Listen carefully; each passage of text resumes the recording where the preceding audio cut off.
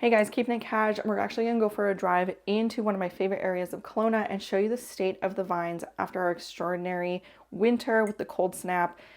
I'm gonna show you how it's unusual. Yes, we live in Canada, it gets cold up here, but how it affected the vines that have been growing for fine for years. So it's August and let's just see if there's any hope in the vineyard. Let's go. So I just wanted to show, like, these vines were cut down to the bone, like they were little vines back in June, and we had very little hope for them, and they have come back so well.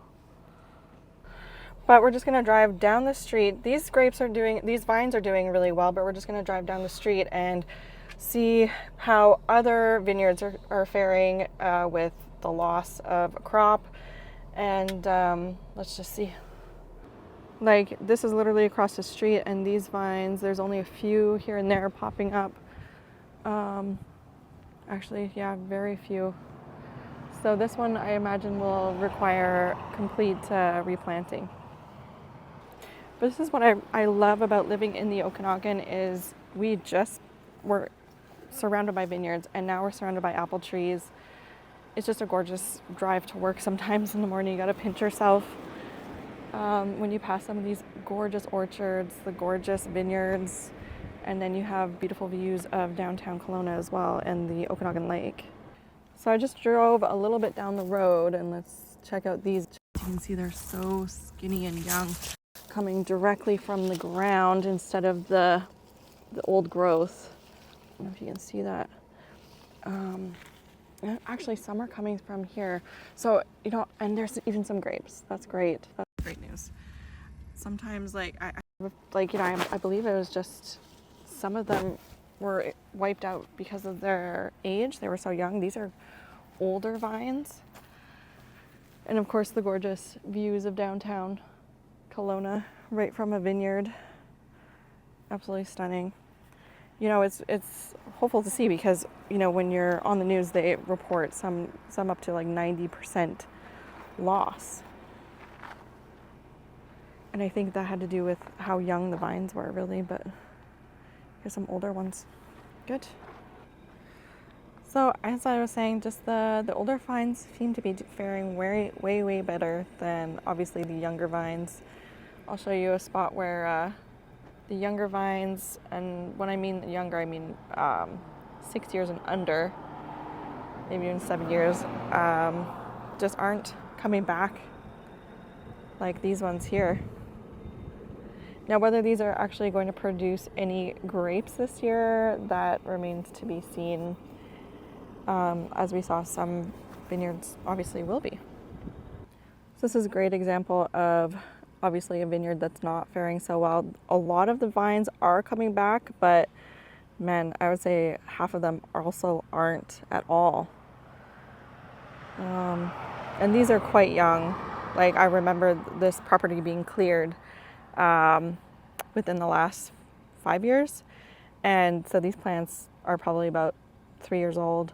They were just starting to produce fruit that could be used for wines, and yeah, just such a shame.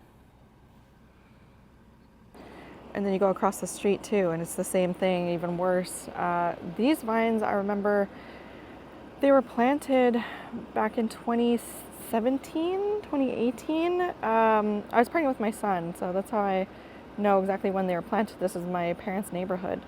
And as you can see, they're not faring well. Some of them they're showing no life at all. Up on the top there, you can see there's quite a bit of vines coming back, but as for the bottom here, these vines were younger and just not showing no signs of life.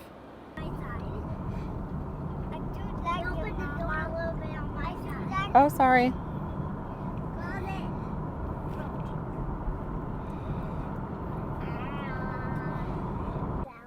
Again, here's more vines that haven't been coming back strongly, and these ones were planted in 2017. It's just such a shame. I believe Quailsgate owns this property. They were going to use these grapes strictly for sparkling wines production. Okay, so how did this happen exactly? Well, yes, we live in Canada. We had a cold snap. Yes, it gets cold up here, but we live on what is bordering Canada's only desert in the Okanagan Wine Region.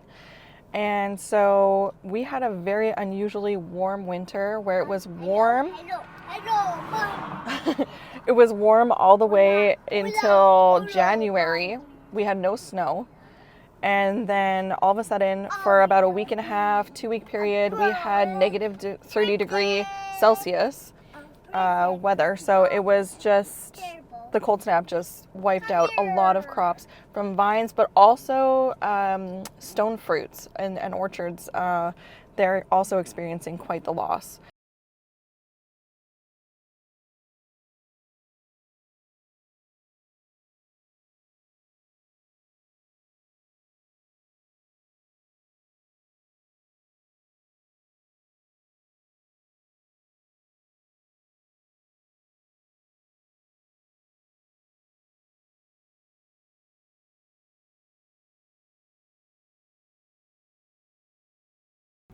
So some of you might be saying, yeah, you live in Canada. Why would you be surprised of a decimated vineyard after a cold snap from one winter? But it is unusual because we live in such a unique area of the Okanagan in British Columbia, Canada, where we border Canada's only desert. And so we have hotter summers and warmer winters with less snow compared to the rest of Canada and less cold winters. So it has made it possible for us to grow vines and really quality wines, especially within the last 20 years. And all of a sudden, within the last 5 years, we've been experiencing some crazy weather changes. And it's been creating a very challenging atmosphere for winemakers in British Columbia. And yeah, it'll be interesting to see what winemakers, there's been talk about whether they're going to import grapes, where that's going to come from, whether that's going to be California, Oregon, Washington, or are they going to stick to Canadian grapes and import from the Niagara region of Ontario. That remains to be seen. I think it's going to create some innovative, some room for innovation for sure, and what that will look like will be very interesting. But also, some wineries might also open up their cellars, so you're going to get the chance to try older wines that maybe you've never been able to try before, and see how older vintages stack up in the Okanagan. I know some people say that Okanagan wines are unageable just because of the age of the vines, but I haven't always found that to be true. Especially, I've had an older rosé and it was so good. So, and by older I mean like 7 years old, and it was aged amazingly. It had some really interesting qualities. So, yeah, it should be interesting to see. You know, as a consumer, I've just been really standing on the sidelines, being able to witness and try to understand like what this means for winemakers and consumers as well. But what do you think about the future of BC with the climate change? Do you think that this will be a viable place to keep growing and making wine? So yeah, I'd love to hear your guys' thoughts in the comments. Thank you so much for joining, and yeah, let's stay tuned.